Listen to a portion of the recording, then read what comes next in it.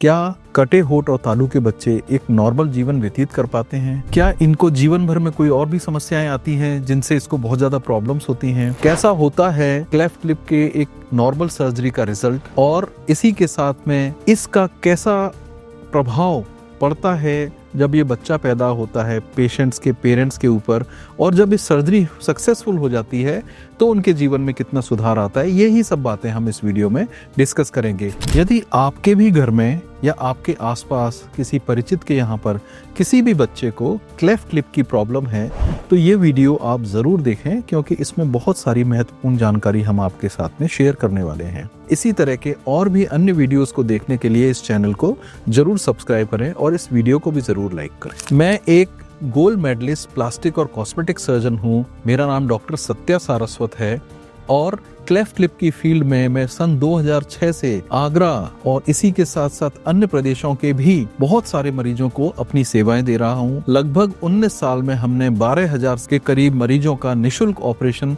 Smile train की संस्था के नाम से सारस्वत हॉस्पिटल आगरा में अभी तक दिया है। जैसा कि आप सुनेंगे अभी, बच्चे के पेरेंट्स खुद ही बताएंगे कि जब ये बच्चा पैदा हुआ तो उनके माइंड में कितनी सारी टेंशन्स थी।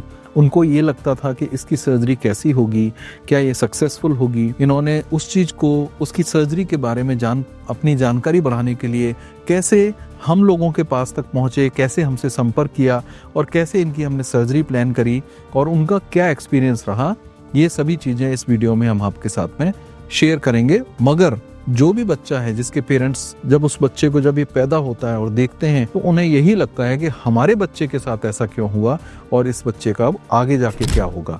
यदि आप भी ऐसे किसी बच्चे के परिवार में हैं या आप किसी को जानते हैं तो कमेंट सेक्शन में आप हमें जरूर इसके बारे में बताएं और हम आपकी मदद करने की पूरी कोशिश करेंगे। तो ये बच्चा अयान जब हमारे पास में आया तो हमने देखा कि इसको राइट साइड का इनकम्प्लीट क्लेफ्ट लिप है।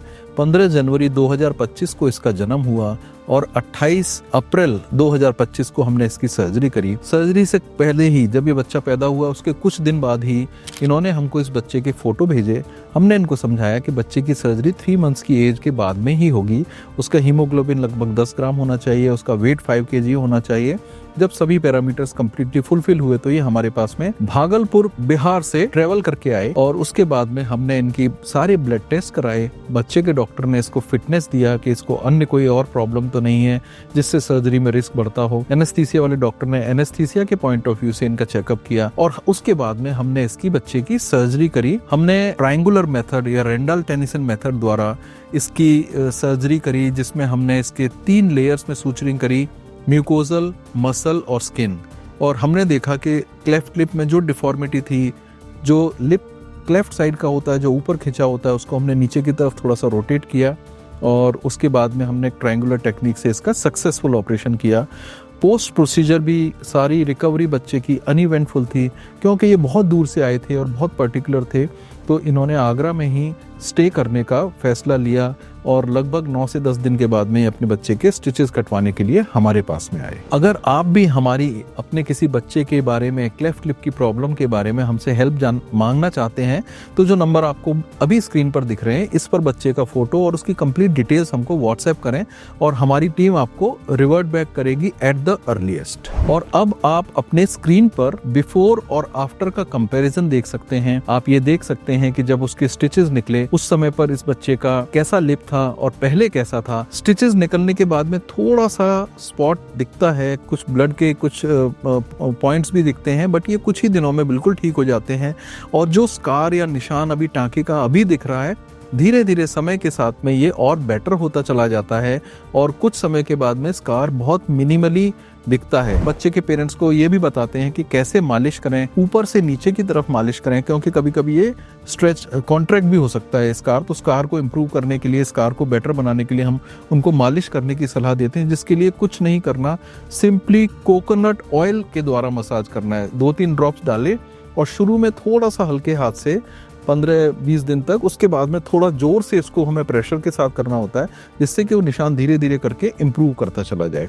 यदि ये वीडियो इसके बारे में जो भी चीज़ें आपको अभी देखी हैं, आपको हेल्पफुल लगती हैं, तो इसको आप ऐसे लोगों के साथ शेयर करें जिससे इनकी मदद हो सके, या आप जिस भी ग्रुप के मेंबर्स हों, व्हाट्सएप ग्रुप में कई लोग आजकल कनेक्टेड रहते हैं, तो ऐसे सभी ग्रुप्स में इस वीडियो को जरूर शेयर करें। और अब बच्चे के पिता राजीव जी से खुद ही सुनते हैं कि उनका ये सर्जरी, बच्चे की जो क्लेफ्ट हुआ, हमारे से सर्जरी कराई, इसके बारे में उनका खुद का क्या फीडबैक है। मेरा नाम राजीव कुमार हुआ, मैं बिहार के भागलपुर ज़िले से आया हूँ। और जब मेरे बच्चे का जन्म हुआ था तो ये इनका होंठ कटाव मिला, वो देख के मैं काफ़ी परेशान हो गया। उसके बाद वहाँ के डॉक्टर भी कुछ सलाह दिए कि इनका ऑपरेशन संभव होता है, आप पता करें कि इनका ऑपरेशन कहाँ हो रहा है, नहीं हो रहा है। तो मैंने यूट्यूब पे सर्च किया। जब मैंने यूट्यूब पे सर्च किया तो सारस्वत हॉस्पिटल आगरा के बारे में हमें पता चले, और यहाँ जब हमने कॉल किया तो हमारी बात यहाँ के टीम मेंबर से हुई। फिर शिपी सर से मेरी बात हुई, और शिपी सर से जब मेरी बात हुई तो उन्होंने हमें बताया कि बच्चे का वज़न 5 किलो प्लस होना चाहिए, हीमोग्लोबिन 10 प्लस होना चाहिए। उसके बाद ये सभी होने के बाद बच्चे का सारा कुछ हमने पहले ही चेक किया घर पे। फिर यहाँ आए, यहाँ भी सारस्वत हॉस्पिटल में भी हर एक चीज़ की जांच हुई। जांच में सभी कुछ सही पाया। उसके बाद यहाँ ऑपरेशन हुआ, और यहाँ के जितने भी स्टाफ हैं, डॉक्टर साहब हैं, जो भी हैं, सबके बहुत ही अच्छे व्यवहार और सब कुछ अच्छा मिला। और रहना खाना यहाँ सभी कुछ की व्यवस्था बहुत अच्छी मिली, और ये सभी चीज़ से हम बहुत ही खुश हैं। और तहे दिल से मैं सारस्वत हॉस्पिटल को धन्यवाद देना चाहता हूँ कि हमारे बच्चे अब बिल्कुल ठीक ही हो गए हैं। 10 दिन के बाद हमें बुलाया गया था, हमने टाका कटवाने के लिए इधर आए। और पहले जो भी यहाँ के रहने के, खाने के, ऑपरेशन के जो भी हुए, सारा निःशुल्क हुआ, हमें 1 रुपया कहीं देना नहीं पड़ा। एक बार फिर मैं आपसे इस चैनल को सब्सक्राइब करने का रिक्वेस्ट जरूर करूंगा, क्योंकि इस तरह के वीडियोस देखने से आपकी इस इम्पॉर्टेंट सब्जेक्ट के बारे में नॉलेज भी बढ़ती है, और आप किसी दूसरे व्यक्ति की भी हेल्प कर सकते हैं उसकी एक निःशुल्क सर्जरी क्लेफ्ट की हमारे सारस्वत हॉस्पिटल में करवाकर। यदि इसी तरह के और भी हमारे क्लेफ्ट के रिजल्ट्स आप देखना चाहते हैं तो लेफ्ट साइड में दिए हुए लिंक को क्लिक करें, और दूसरी कॉस्मेटिक सर्जरी जैसे गायनेकोमेस्ट्री आदि के सर्जरीज के बारे में ज़्यादा जानकारी जानने के लिए राइट साइड में दिए हुए लिंक को क्लिक करें। धन्यवाद।